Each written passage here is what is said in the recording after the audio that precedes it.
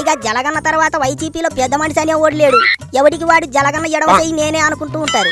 ఇప్పుడు జలగన్న లండన్ వెళ్తే నేనంటే నేనని ఆళ్ళు కొట్టుకోవటమే సరిపోద్ది. పార్టీ సాంకనాగిపోయింది. అయినా జలగన్న పిల్లలు పారెన్లో చదువుకోబట్టి 5-6 ఏళ్లు గడిచిపోతుంది.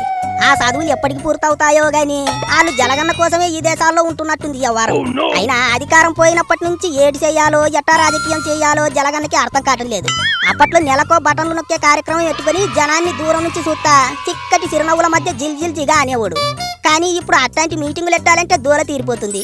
ఎట్టినా చెప్పుకోవడానికి ఏటీ లేదు. 11 సీట్లు ఇచ్చినా అట్లాంటి మీటింగులు ఎడితే జనం సీసీ అంటారు.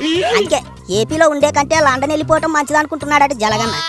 అయినా జలగన్న లండన్ లో ఉన్నా ఒకటే, తాడేపల్లి కుప్పలో ఉన్నా ఒకటే, ఆ బెంగళూరులో ఉన్నా ఒకటే.